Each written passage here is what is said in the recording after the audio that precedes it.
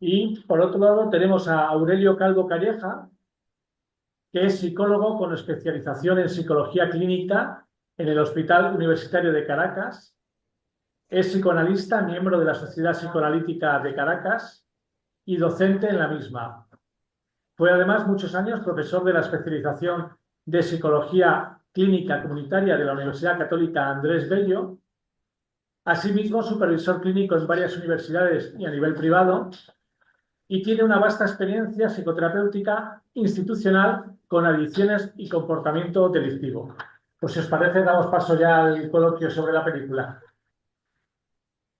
Bueno, quieres comenzar tú, Manuel, o quieres que Como, comience como tú yo? lo pienses, Aurelio. Bueno, Como porque creo que tú le das una perspectiva más cultural. No sé si chévere. quieres comenzar tú. Bueno, perfecto. No sé, se me ocurre, ¿no? Sí, sí, sí, me parece perfecto, sí. Pues dale. Encantado de poder compartir con ustedes y poder intercambiar ideas. Encantado de poder compartir contigo, Aurelio, por supuesto, como siempre. Y ahí conociendo el CEAP, viendo que hay algunos nombres desconocidos e inclusive algunas personas que me dieron clase algún tiempo atrás. Este, bueno, eso quizás vale la pena como mencionar de entrada que eso, que el lente que voy a utilizar para hacer algunos comentarios de la película vienen de esta mirada cruzada como psicólogo clínico y psicólogo comunitario. Mucho de mi trabajo a lo largo de los años ha sido investigar como el punto de intersección entre los fenómenos individuales y los colectivos. Y esta película es muy rica para pensar en algunos de esos temas que creo que terminan siendo muy relevantes a la hora de pensar en atender y apoyar a alguna persona involucrada en dramas como lo representado. La había visto hace muchos años, la verdad que la había olvidado qué buena es esa película y recordaba solo una escena en particular al que regresaré al final. Me encantó la invitación de Aurelio a poder retomarla. Creo que es útil iniciar pensando en cómo calza esta película dentro del recorrido cinematográfico de su director Clint Eastwood. Esta cinta, como gran parte de su obra, gira alrededor de la representación de la masculinidad y de sus conflictos, enmarcado en el drama norteamericano. Su obra como director puede leerse como una revisión, un cuestionamiento de ese recorrido actoral, habiendo representado la masculinidad americana arquetípica desde el vaquero recio en una larga serie de westerns y el vengador ciudadano que tomaba la ley en sus manos en la saga de Harry el Sucio. Clint Eastwood conquistó el imaginario mundial con personajes de pocas palabras, acciones definitivas, casi siempre violentas, hombres duros que no les temblaba la mano para hacer valer la justicia, no la justicia de las instituciones, sino la del hombre fuerte que impone su ley. En la conquista del salvaje oeste, el comienzo de la expansión de la ley americana o en la conquista del crimen urbano de la segunda mitad del siglo XX, los personajes de Eastwood personificaron la ley encarnada en el hombre armado y solitario. Esos héroes eran claramente transgresores, pero con la salvaguarda de estar luchando por la justicia vista desde el lente del americano promedio. Un icono estereotipado de la Norteamérica blanca. Clint Eastwood es hijo de una familia blanca californiana que sobrevivió luchando la depresión económica de la década de los 30 del siglo pasado. El sueño de mi padre fue ser dueño de una tienda de ferretería y yo soy hijo de eso, declaró Eastwood en una entrevista que le hizo el New York Times, resumiendo un origen al que regresará de diferentes maneras en sus películas y al que regresa en Río Místico.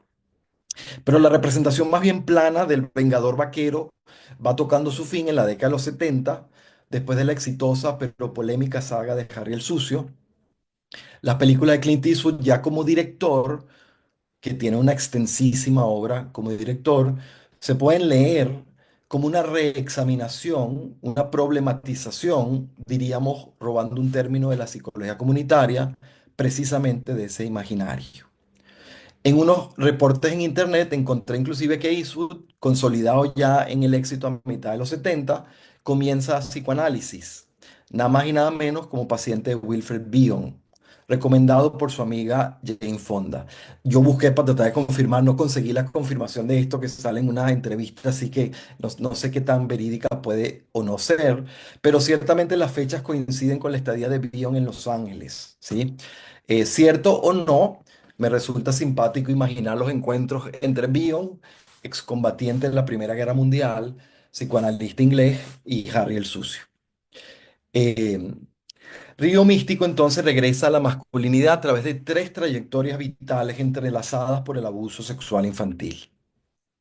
Se trata de masculinidades heridas, tanto por el trauma infantil como por los orígenes más bien limitados de una vecindad de clase obrera de Boston. Los dos jóvenes que se salvaron del secuestro crecen para encarnar la fuerza, uno como representante de la ley oficial, al ser investigador policial, el otro desde la vida delincuencial enmarcada en las lógicas del honor que exigen tomar la ley en las propias manos. Del tercero, evidentemente marcado, sabemos que sufre aún las consecuencias del abuso padecido en forma de lo que parecen ser imágenes intrusivas. Un ánimo melancólico y asustadizo, así como estallidos de ira que llegan a la violencia asesina. Sin embargo, a la vez es un padre cuidadoso que acompaña a su hijo al colegio y juega con él a la pelota. Los tres hombres están apegados de alguna manera a sus familias. El policía añora una esposa que lo ha abandonado, pero lo llama por teléfono y se queda en silencio misteriosamente. El delincuente es el emblema del patriarcado. Lo vemos acompañar a sus hijas, sin embargo, con orgullo en una ceremonia católica, inclusive encargándose de una hija luego de la pérdida de su madre. Con todas sus limitaciones, no se trata de padres ausentes. En Jimmy, el delincuente, se encarnan las contradicciones más agudas de esta compleja masculinidad herida. Claramente respetado por su entorno, admirado por su esposa, temido por sus vecinos. Si bien estamos ante un representante del hombre duro, capaz de utilizar la violencia para defender a los suyos y para trampear al sistema, no estamos ante el vaquero inexpresivo que mata sin parpadear. Aquí estamos ante un hombre conflictuado, un hombre enredado en un destino fatal, podríamos decir, en un guión de género convencional. Un guión que le otorga reconocimiento en lugar de macho alfa que se impone ante los otros a través de la fuerza, un hombre que utiliza la resiedumbre para sobrevivir, pero que a su vez parece que lo condena a algún sentido de culpa o por lo menos de responsabilidad por las vidas que ha dañado. En el gesto de enviar una mensualidad a la familia del hombre que asesinó por delator, sin que la familia sepa de dónde proviene el dinero, difícilmente encontramos el gesto de un psicópata. Jimmy es un hombre que se somete a un código, no es un psicópata sin ley, a pesar de estar fuera de la ley institucional. El psiquiatra forense José Luis Betancourt aclaraba que si bien en ocasiones la explicación de un crimen es psicológica, en otras ocasiones es la cultura la que propicia la desviación. Se trata de hombres neuróticos en subculturas delincuenciales al margen de la sociedad oficial. Hombres excluidos a menudo se inscriben en estas lógicas para conquistar el reconocimiento que la vía legítima no les otorga. La invisibilidad de la pobreza, la insignificancia del hombre pobre está representada en personajes que apodan, que el personaje que apodan Solo Rey. Solo Rey es un tipo que era tan poco el lugar de reconocimiento que tenía que no consiguen un apodo y le tienen que decir simplemente, él se llama Solo Rey. En esas lógicas, la violencia es una manera de imponerse y forjar una reputación. En masculinidades heridas, la lógica de la fuerza intenta desmentir las enormes vulnerabilidades que se arrastran. En Jim encontramos un hombre que necesita alejarse de la mirada de todos para conectar con el dolor por la pérdida de su hija.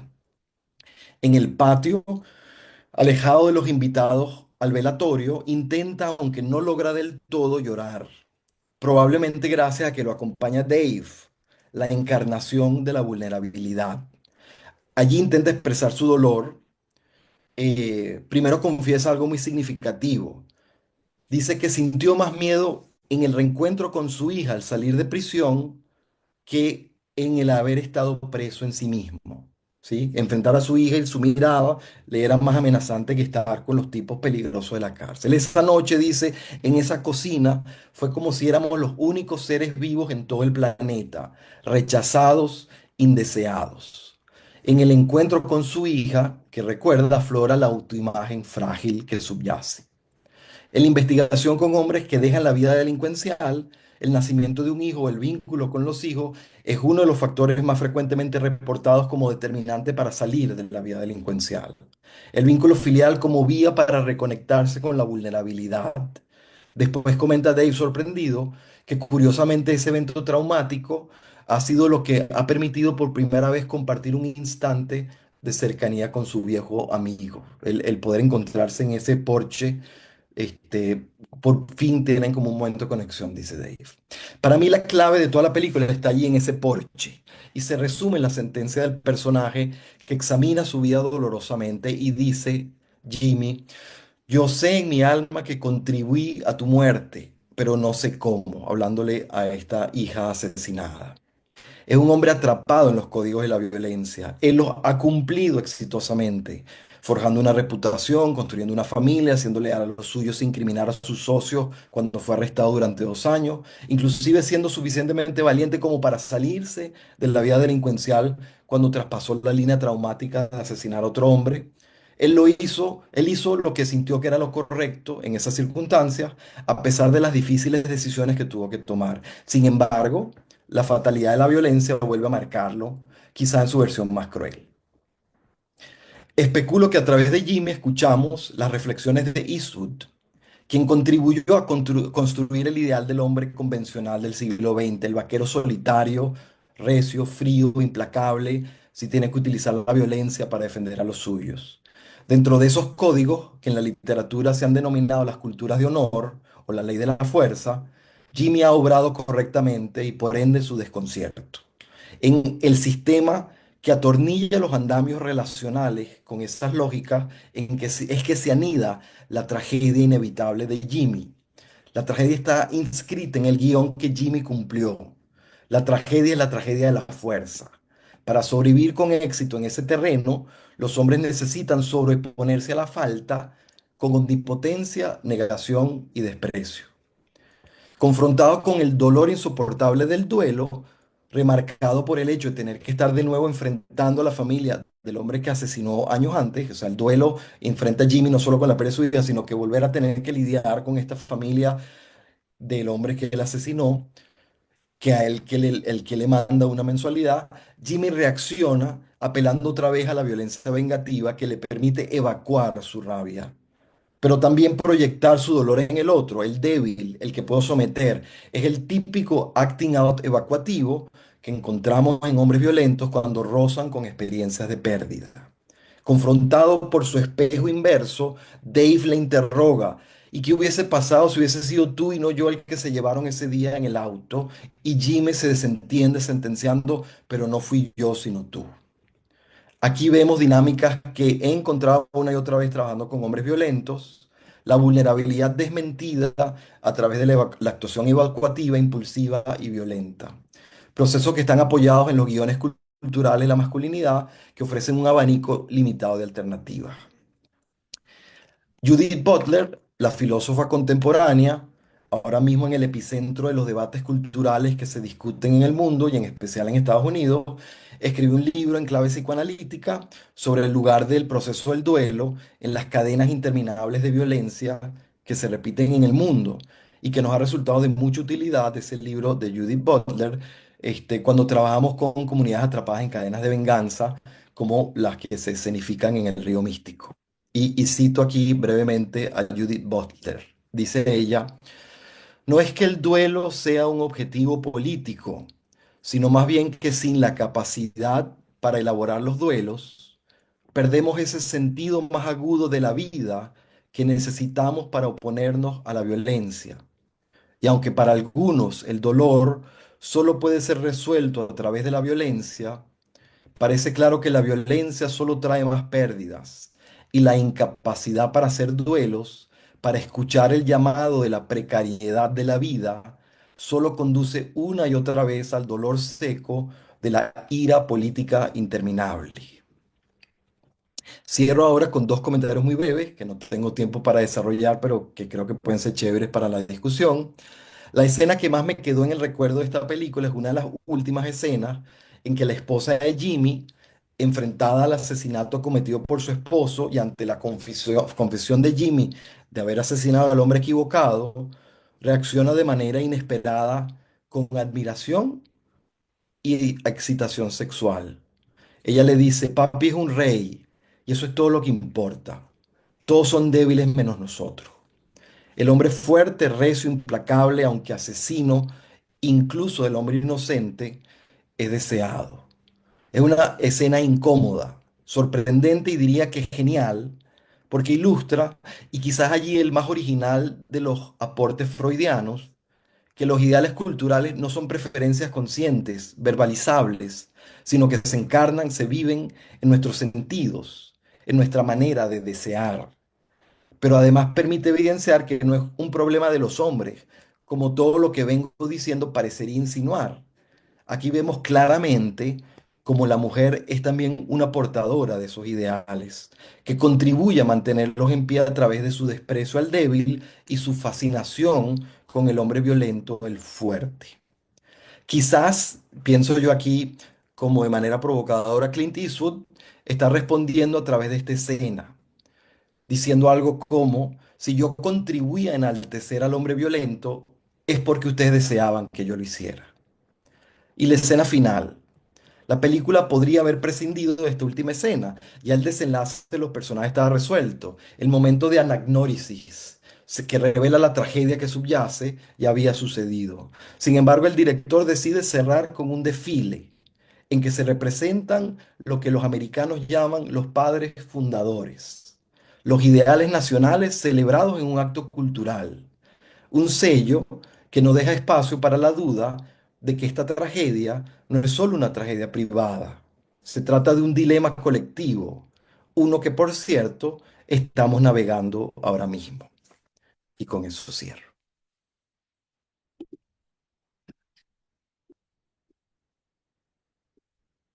Muchas gracias, Manuel. Extraordinario tu punto de vista, ¿no?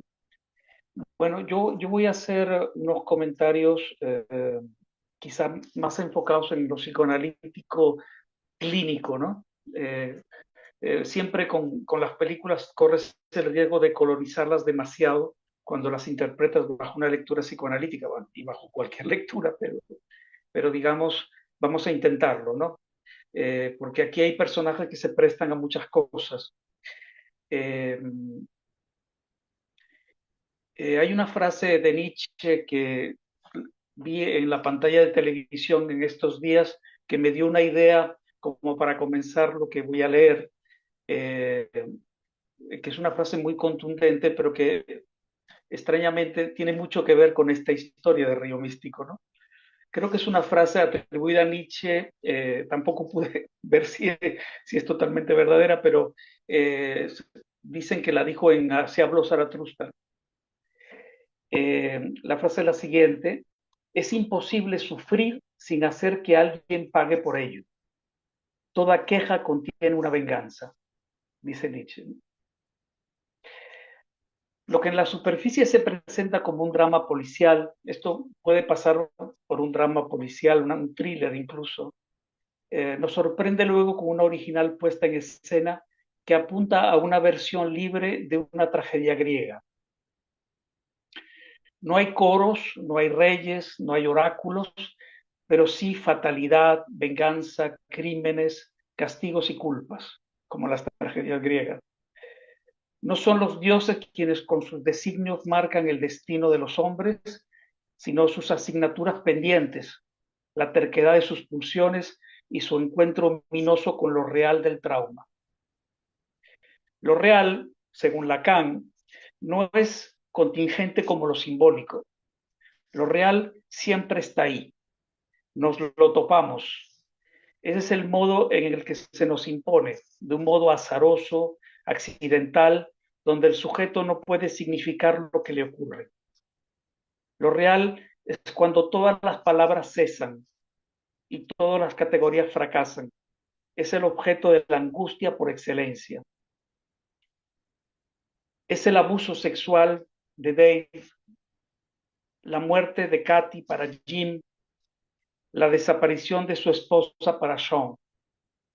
A Lauren, la esposa de Sean, le faltan las palabras y a Sean le sobra angustia con el silencio de su esposa, ¿no?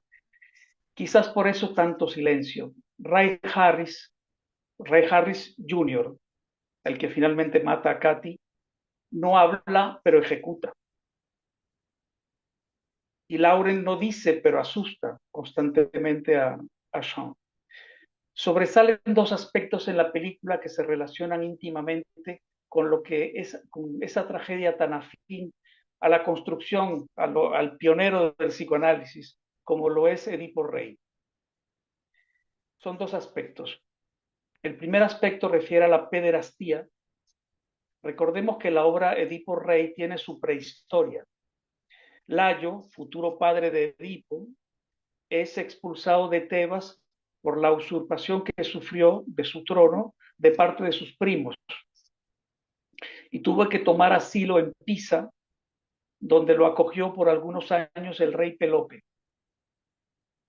Layo quedó prendado, enamorado por el niño príncipe Crisipo, uno de los hijos de Pelope, niño, y trató de seducirlo, y al ser rechazado decidió violarlo, y provocó con ello el suicidio posterior del chico.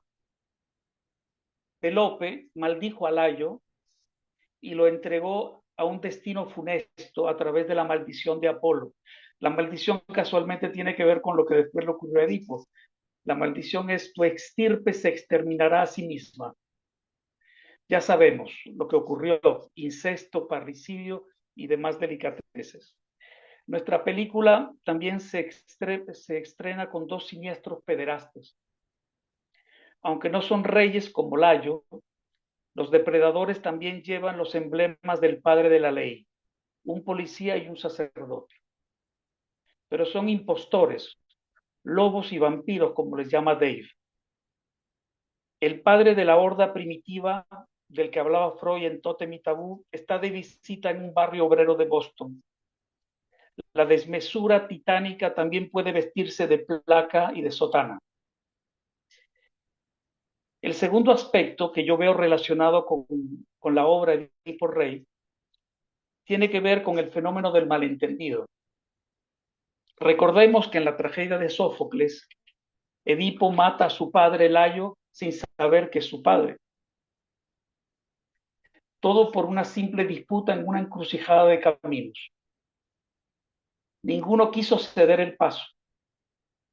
Es interesante pensar que una de las funciones paternas, lo decía Manuel ahorita con el tema de los padres fundadores, una de las funciones paternas, que uno siempre lo atribuye todo a la autoridad y a la norma, pero una de las funciones fundamentales de un padre es darle salida al hijo, darle paso.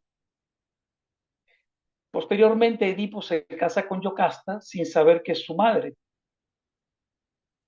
¿Qué personajes tan inconscientes estos, ¿no? En Río Místico también ocurren extravíos de ese estilo. Brandon Harris se enamora y pretende fugarse con la hija del hombre que mató a su padre.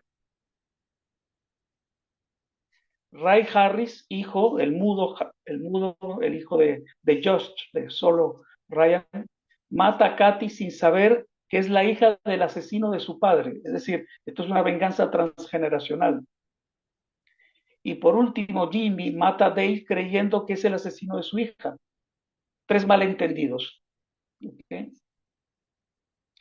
Mientras el río místico fluye con sus secretos y sus muertos. Impasible, mejor dicho, impasible como un karma. El juego de hockey y el cemento fresco donde los tres niños dejan grabados sus nombres son metáforas visuales del despliegue posterior de los conflictos adultos. No sé si se acuerdan que al principio de la película, justo un poco antes de que lleguen los pederastas en el coche, los niños están escribiendo sus nombres en el cemento fresco. Y justamente Jimmy y Sean logran escribir su nombre, pero el nombre de de Dave es interrumpido porque llegan justamente los pederastas y se queda en DA, se quedan las dos primeras letras, no logra completar el nombre, lo cual para mí es una metáfora visual de lo que ocurre y de la mutilación de vida que sufre Dave, ¿no? En esa escena, Jimmy ya afirma su gusto por la transgresión al proponer el robo de un coche como divertimento. Ya que la pelota se les fue por alcantarilla, van a robar un coche, ¿no? Propone. Ya tenía intereses transgresores. También es notoria su actitud desafiante con el falso policía que lo trata de intimidar. Él reacciona diferente a los otros dos niños. Reacciona con cierto desafío, con reto. Ya muestra un atrevimiento temerario y dotes de líder. Eh, le dice a Sean, cuando Sean dice que el padre lo va a matar si roba un coche, perdón, le dice Jimmy a Sean así como retándolo, yo creo, no te va a matar por escribir tu nombre, ¿no? Y entonces los invita, hay una cosa como de líder, de presión, ya dentro del mundo infantil, ¿no? Esos líderes infantiles. En el caso de Sean, es ilustrativa su respuesta sobre que su padre lo mata, ¿no? Que creo que se explicita muy bien en el resto de la película, porque, porque Sean es un hombre, es policía, es un representante de la ley, pero además es un hombre como que siempre está como muy preocupado, uno lo ve en los diálogos con el compañero que tiene policía, siempre está muy preocupado por mantener la distancia, por no implicarse, por mantener una cierta objetividad y sobre todo por una cosa que pasa que me llama mucho la atención, que es que el policía, el compañero de él, que no me acuerdo del nombre ahora, pero el compañero de él todo el tiempo le está haciendo bromas sobre la amistad que tiene con Dave y con Jimmy. Y él siempre está tratando como de desmarcarse. Es una cosa llamativa, ¿no? Es como una necesidad de desmarcarse de eso. Y bueno, yo lo interpreto como que tiene un superior severo y unos ideales éticos que lo tiranizan, cosa que compruebo luego con el problema que tiene con la esposa. Yo creo que hay un tema de ideales, es un neurótico más prototípico, ¿no? Pero bueno, él está muy tiranizado por sus propios ideales, ¿no? Eh, Sean se ve como un hombre rígido, incluso en la postura, quizás teme que la mafia del barrio lo seduzca demasiado. Él nació en ese barrio, es un hombre de ese barrio que vuelve circunstancialmente, ¿no? Ese gesto con el dedo apuntándolo como una pistola en el desfile final, para mí, pues mi interpretación tiene un regusto de complicidad infantil, porque no es un gesto contundente de arrestarlo, porque él ya tiene sospechas de que pudo haberlo matado. Hay una conversación previa. Eh, Jimmy le responde además, eh, digamos, con las manos abiertas diciendo, ¿qué le voy a hacer? Es obra del destino. Casi que se delata en el gesto, ¿no? Jimmy, ¿no? Jimmy obviamente desmiente la castración, la red simbólica es más porosa en él que en cualquier otro de los, de los personajes, se le escapan algunos peces gordos, esto es un chiste, ¿no? Se le escapan unos peces gordos porque es una red simbólica y bueno, es muy porosa esa red simbólica de él, ¿no? No llega a ser un psicópata, yo estoy de acuerdo con Manuel, eh, pero yo lo ubicaría entre la personalidad del mafioso a él, ¿no?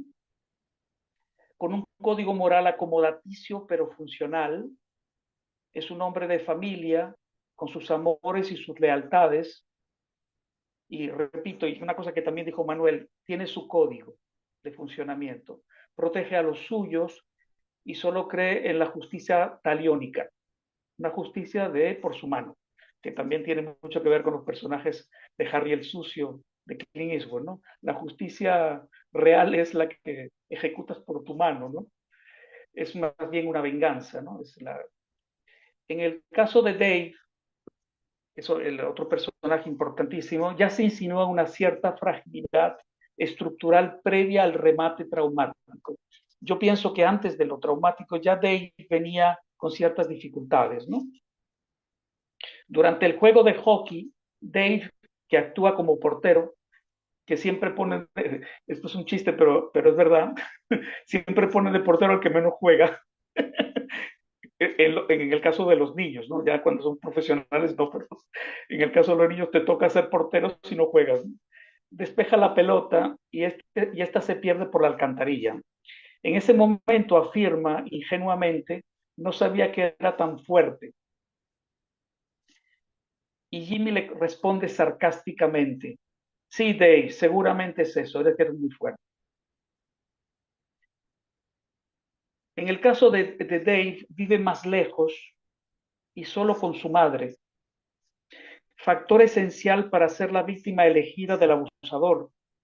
El abusador los interroga sobre dónde están los padres y los padres de Jimmy y de Sean están justo ahí arriba, a la mano, mientras que Dave vive mucho más lejos y además no hay padre. Esto de que no haya padre me parece importante. Aunque un trauma infantil de esta envergadura suele producir un efecto devastador en el desarrollo psicológico, también es cierto que la debilidad o fortaleza de los vínculos tempranos dejan huellas diferenciales sobre la capacidad del sujeto para mitigar los efectos del trauma y elaborar duelos consecuentes. Justamente el silencio de algunos personajes da cuenta de cómo la palabra no dicha trae como consecuencia la compulsión a repetir. Que esto es un poco, me llamó la atención lo del analista Bion, porque Bion decía que tienen que prevalecer los elementos beta para que justamente no aparezcan los elementos, perdón, tienen que prevalecer los elementos alfa para que justamente no prevalezcan los elementos beta, que están directamente relacionados con el acting out, lo evacuativo, etcétera, ¿no?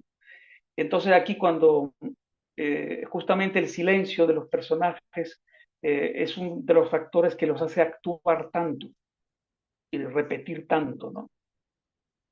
Hay muy poca elaboración y hay muy poco corte simbólico de lo que ocurre en esta película. Todo es muy, muy muscular, ¿no?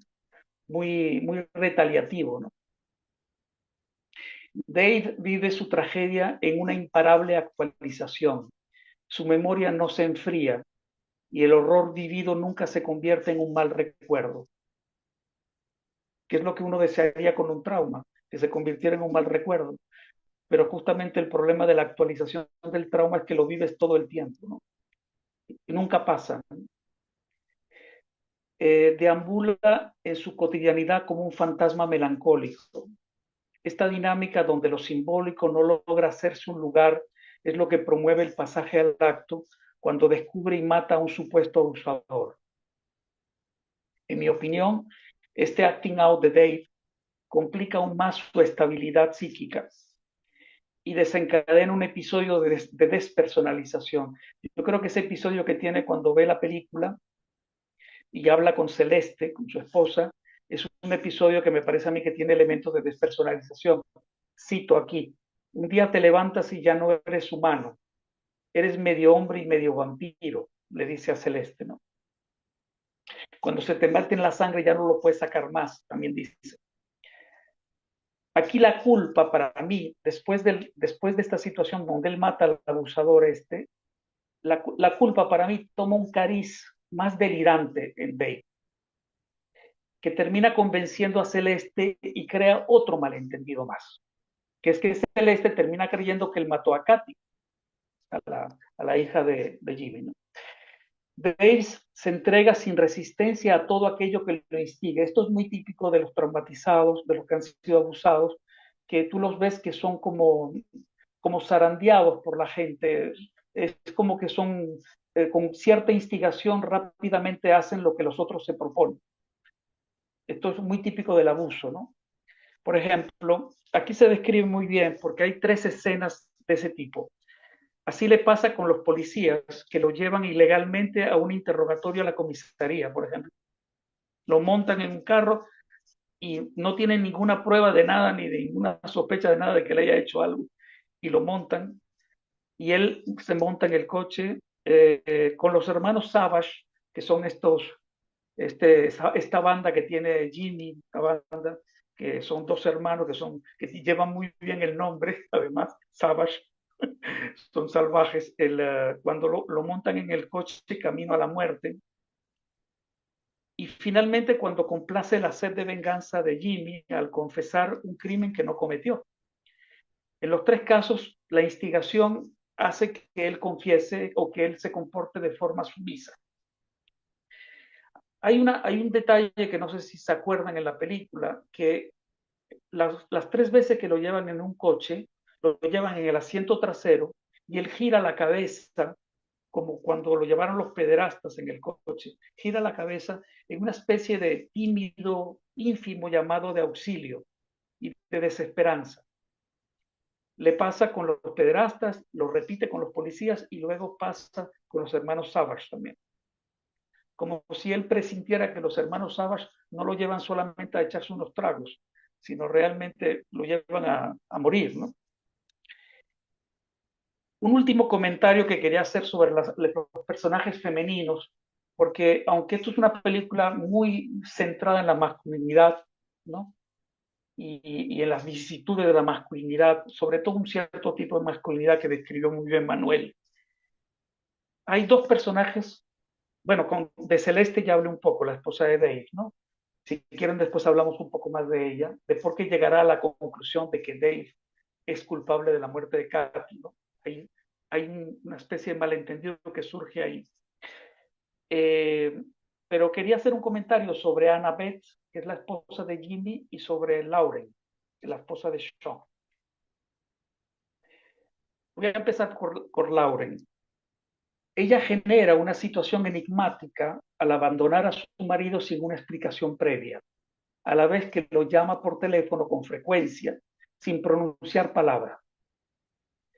Se trata de un silencio inquisitivo y desconcertante que atormenta a Sean, arrojándolo a una incertidumbre interminable.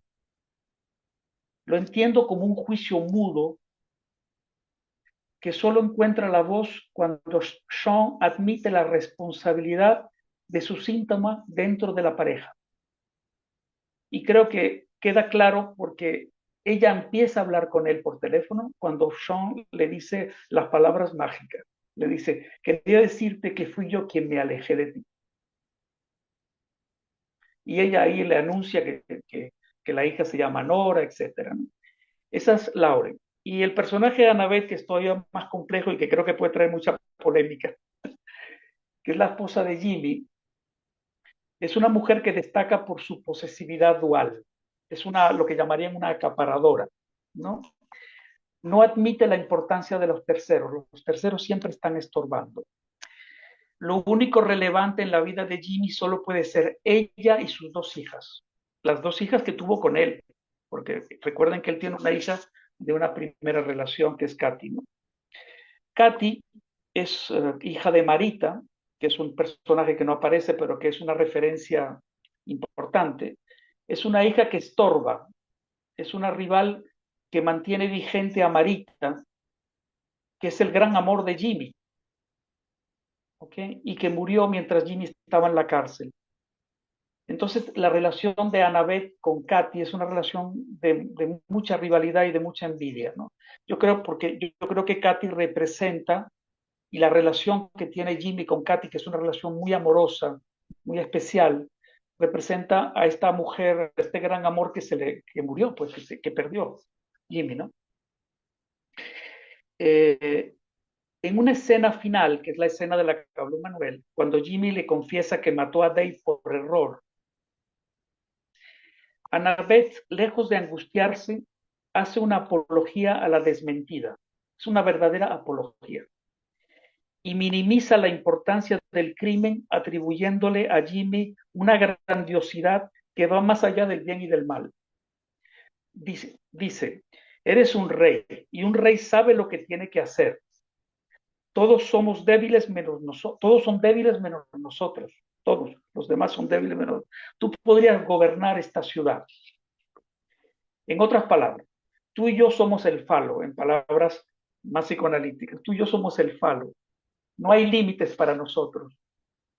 Los castrados son los demás.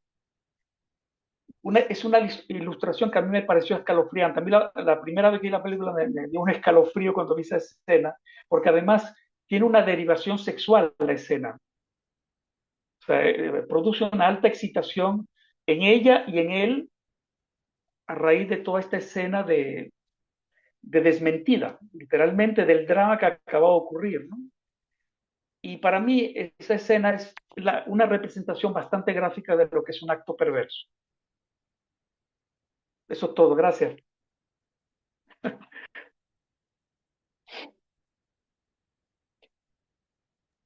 Muy bien, muchas gracias.